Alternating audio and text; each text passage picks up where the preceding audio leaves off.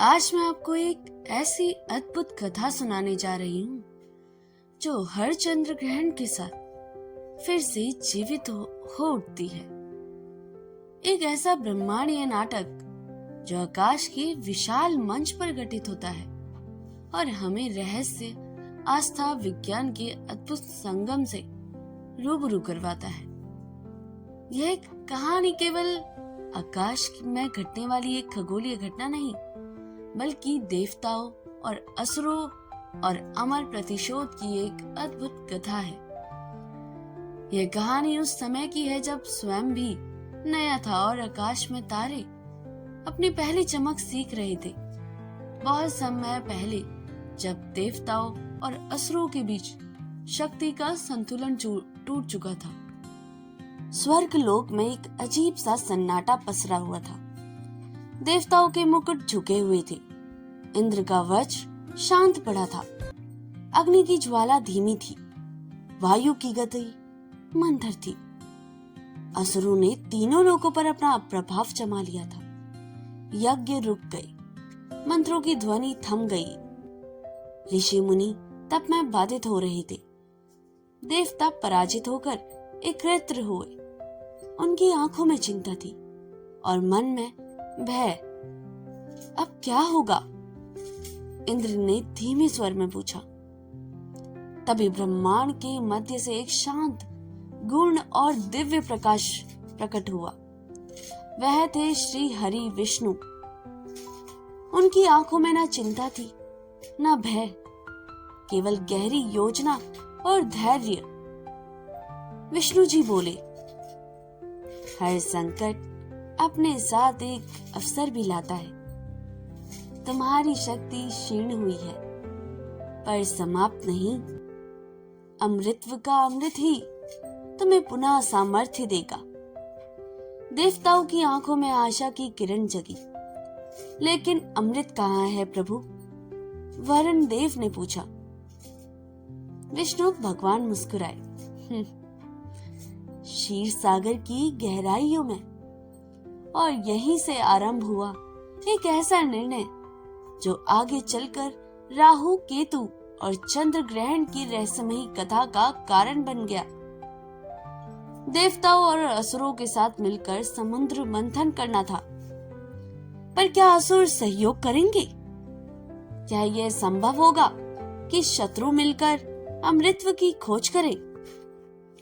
इधर असुरों के राजा अपने दरबार में विजयोत्सव मना रहे थे। उन्हें क्या पता था कि नियति एक ऐसी चाल चलने वाली है जो ब्रह्मांड की दिशा बदल देगी। और आकाश में कहीं दूर चंद्रमा मौन खड़ा यह सब देख रहा था। उसे नहीं पता था कि आने वाले युगों में वही एक अमर प्रतिशोध का लक्ष्य बनेगा। स्वर्ग से लेकर पाताल तक एक अदृश्य संदेश फैल चुका था। अमृतत्व की कुंजी क्षीर सागर की अथाह गहराइयों में छिपी हुई थी। देवताओं के मन कठोर किया। उन्हें अपने शत्रुओं असुरों के पास जाना था। इंद्र, वरुण, अग्नि और अन्य देव असुरों के दरबार में पहुंचे। असुरराज की आंखों में विजय गर्व का चमक रहा था। अब क्या लेने आए हो देवराज? असुरराज ने व्यंग से कहा। इंद्र ने संयम से उत्तर दिया, युद्ध से दोनों का हश्र होता है, पर एक ऐसा कार्य है जिससे हम दोनों अमर हो सकते हैं। अमर? यह शब्द सुनते ही दरबार में सन्नाटा छा गया। देवताओं ने समुद्र मंथन का प्रस्ताव रखा। अमृत प्राप्ति का विचार सुनकर असुरों को लालच उठ गया। बहुत विचार विमर्श के बाद संधि हुई। शर्त यह थी, जो निकलेगा वह बराबर बांटा जाएगा। किंतु नियति मुस्कुरा रही थी। मंथन के लिए निंदांचल पर्वत पर मथानी बनाया गया और नागराज वासुकी को रस्सी। देवता पूछ की ओर खड़े हुए थे और असुरों ने गर्व से वासुकी का फन पकड़ा। जैसे ही मंथन आरंभ हुआ, समुद्र गर्जना करने लगा। लहरें आकाश को छूने लगी, बादल काले हो गए, मंदरांचल पर्वत डगमगाने लगा, वह समुद्र में डूबने लगा। तभी श्री हरि विष्णु ने कच्छप कुर्म अवतार धारण किया। उन्होंने विशाल कछुए का रूप लेकर पृथ्वी पर्वत को अपनी पीठ पर संभाल लिया। अब मंथन फिर शुरू हो गया। अचानक समुद्र से निकला भयंकर हलाल विष। उनकी ज्वाला से तीनों लोग कांप उठे। देव और असुर घबराए पीछे हट गए। यह विष इतना प्रचंड था कि सृष्टि विनाश का कगार पर पहुंच गई। तब महादेव प्रकट हुए। उन्होंने विष को अपने कंठ पर धारण कर लिया। उनका कंठ नीला पड़ गया और वे कहलाए नीलकंठ। सृष्टि बच गई। मंथन जारी रहा। एक एक कर दिव्य वस्तुएं निकलने लगी। लक्ष्मी जी, कामधेनु, ऐरावत, उच्चैव श्रवा अश्व, कौस्तुभ मणि, हर रत्न के साथ आश्चर्य बढ़ता गया। लेकिन सबकी निगाहें एक ही वस्तु पर थी, अमृत कलश। और फिर समुद्र की लहरें शांत हो गई। आकाश में दिव्य प्रकाश फैला। एक स्वर्णिम कलश धीरे धीरे जल से ऊपर उठा। अमृत, अमृतत्व, शक्ति। उसी क्षण असुरों की आंखों में लोभ की ज्वाला उठ पड़ी। देवताओं के हृदय में चिंता गहराने लगी और आकाश में कहीं दूर चंद्रमा यह सब देख रहा था। उसे नहीं पता था कि अगला अध्याय उसकी नियति बदल देगा। अमृत कलश के प्रकट होते ही क्षीर सागर के तट पर हाहाकार मच गया। असुरों ने बिना एक क्षण गवाए कलश पर अधिकार कर लिया। उनकी आंखों में विजय का उन्माद था। देवता मौन खड़ी थी। धैर्य ही उनका अंतिम शस्त्र था। अमृत हमारा है। असुर गरजे, शक्ति हमारे पास है तो अमृतत्व भी हमारा होगा। देवताओं की ओर चिंता की दृष्टि उठी। उसी क्षण आकाश में एक दिव्य आभा फैली। वातावरण में सुगंध धुल गई। समय जैसे ठहर गया हो। वह थे श्री हरि विष्णु, पर इस बार अपने दिव्य स्वरूप में नहीं। उन्होंने धारण किया एक अद्भुत, अलौकिक, मोहक रूप, मोहिनी का अवतार। एक सौंदर्य जिसे देखकर असुरों का गर्व भी पिघल गया। ऐसी मुस्कान जिसमें नीति छिपी हो, ऐसी दृष्टि जो मन को बांध ली। असुरों की सभा में सन्नाटा छा गया। हे वीरो, मोहिनी ने मधुर स्वर में कहा, अमृत का वितरण न्याय पूर्वक होना चाहिए। यदि तुम चाहो तो मैं इसे बराबर बांट सकती हूँ। असुर जो बल में प्रबल थे पर बुद्धि में अधीर, मोहिनी के माया जाल में फंस गए। हाँ हाँ, तुम बांटो। उन्हें अमृत कलश उसके हाथों में सौंप दिया। देवताओं की ओर मोहिनी ने एक सूक्ष्म दृष्टि डाली। यह संकेत था, धैर्य रखो। लेकिन असुरों में एक ऐसा था जो केवल बलवान ही नहीं, अत्यंत चतुर भी था। उसका नाम था राहु। राहु ने समझ लिया कुछ न कुछ छल अवश्य होगा। उसने देवताओं का रूप धारण किया और चुपचाप सूर्य और चंद्रमा के बीच जाकर बैठ गई। मोहिनी अमृत बांट रही थी पहले देवताओं को। राहु शांत बैठा हुआ था। उसकी धड़कनें तेज थी पर चेहरा निर्विकार। और फिर अमृत की कुछ बूंदें उसके कंठ में उतर गई। उसी क्षण सूर्यदेव की दृष्टि उस पर पड़ी। चंद्रदेव ने भी उसे पहचान लिया।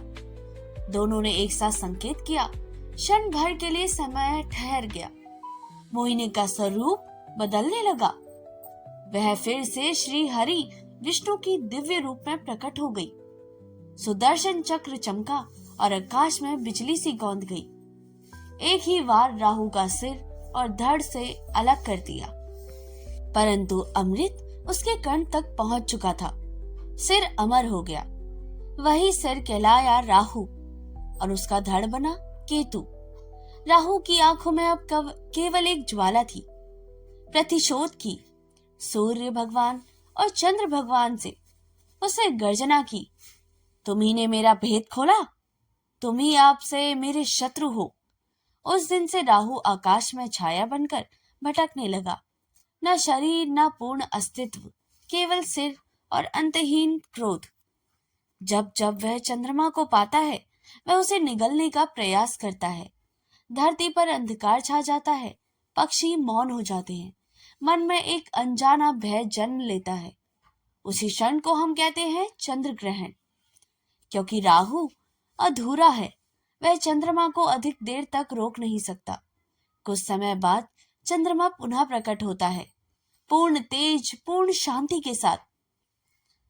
राहु का सिर आकाश में भटक रहा था, न शरीर न विश्राम, केवल एक अधूरा अस्तित्व और एक अंतहीन प्रतिशोध। उस दिन से आकाश में एक नई छाया जन्मी। चंद्रमा, जो अब एक शीतलता और सौंदर्य का प्रतीक था, अचानक एक लक्ष्य बन गए। चंद्रदेव शांत थे, पर भीतर एक कंपन था। उन्होंने सूर्यदेव से कहा, हमने धर्म का साथ दिया, फिर भी यह शत्रु था क्यों? सूर्यदेव गंभीर स्वर में बोले, धर्म का मार्ग आसान नहीं होता। सत्य कभी कभी शत्रु का जन्म भी देता है। राहु दूर से उन्हें देख रहा था। उनकी आंखों में आग थी। तुम्ही ने मेरा अस्तित्व अधूरा किया, वह फुसफुसाया। अब मैं तुम्हें पूर्ण प्रकाश कभी नहीं रहने दूंगा। समय बीतता गया। एक रात्रि, जब आकाश निर्मल था, जब चंद्रमा पूर्णिमा के रूप में चमक रहा था, तभी अचानक आकाश में काली छाया फैलने लगी। धरती पर लोगों ने देखा, चंद्रमा का एक कोना अंधकार में डूब रहा था। पक्षी घोंसलों में सिमट गए, पशु बेचैन हो उठे, ऋषि मुनि मंत्र जपने लगे। वह राहु था। वह चंद्रमा को निगलने का प्रयास कर रहा था। धीरे धीरे चंद्रमा का प्रकाश मंद पड़ने लगा। आकाश में एक विचित्र निस्तब्धता छा गई। धरती पर लोग भयभीत हो उठे। कुछ ने इसे अपशगुन माना, कुछ ने इसे ब्रह्मांडीय संकेत। लेकिन जैसे ही राहु ने चंद्रमा को पूर्णतः ढकने की कोशिश की, वह सफल नहीं हुआ। क्योंकि वह केवल सिर था, न हाथ, न पेट, न पूरा शरीर। चंद्रमा कुछ समय बाद फिर उभर आया और राहु की छाया हट गई। ऋषियों ने कहा, जब राहु चंद्रमा को ढकता है, तब पृथ्वी पर सूक्ष्म ऊर्जा बदल जाती है। इस समय ध्यान, मंत्र और साधना का विशेष महत्व बताया गया। गर्भवती महिलाओं को सावधानी बरतने को कहा गया। भोजन ना करने की परंपरा भी इसी से जुड़ी है। यह केवल भय नहीं था, बल्कि एक मान्यता था कि ग्रहण के समय नकारात्मक शक्तियां सक्रिय हो जाती हैं। समय के साथ ज्योतिषियों ने राहु और केतु की छाया का ग्रह कहा। वे भौतिक ग्रह नहीं थे, बल्कि छाया बिंदु, जहां सूर्य और चंद्रमा की कक्षाएं मिलती हैं, और वहीं से जन्म होता है ग्रहण। लेकिन पुराणों की कथा इसे केवल खगोलीय घटना नहीं मानती, यह इसे एक अधूरे प्रतिशोध की गाथा भी कहती है। राहु आज भी भटक रहा है। हर कुछ महीनों में वह चंद्रमा को पकड़ने की कोशिश करता है, पर हर बार चंद्रमा मुक्त हो जाते हैं। मानो यह संदेश देता है कि अंधकार चाहे कितना भी प्रबल क्यों ना हो, प्रकाश स्थायी है। केवल अभी ये कहानी यहीं पे समाप्त नहीं होती। क्या राहु को कभी शांति मिलेगी? क्या राहु का कोई रहस्य है? क्या चंद्र ग्रहण केवल प्रतिशोध है या आत्मा की परीक्षा भी? राहु तो क्रोध की ज्वाला बन गया, पर उसका धड़ केतु मौन हो गया। ना सिर, ना आंखें, ना शब्द, कभी भी वह जीवित था, अमर था। राहु आकाश में प्रतिशोध बनकर भटकता रहा, पर केतु ने अलग मार्ग चुना। जिस शरीर में अब सर नहीं था, अब अहंकार भी नहीं रहा, ना योजना, ना कोई छल। धीरे धीरे केतु का अस्तित्व एक रहस्यमयी ऊर्जा में बदल गया। ऋषियों ने अनुभव किया, केतु विनाश नहीं, विरक्त का प्रतीक है। जहाँ राहु भ्रम देता है, वहाँ केतु मोक्ष का द्वार भी खोलता है। समय बीता और ज्योतिष में राहु और केतु का छाया ग्रह भी कहा गया। राहु इच्छा, लालच, भ्रम और माया का संकेत। केतु त्याग, अध्यात्म और मुक्ति का प्रतीक। जब चंद्र ग्रहण होता है तो केवल राहु ही नहीं सक्रिय होता है, किंतु केतु भी अपनी मौन ऊर्जा से आत्मा को झिझोड़ता है।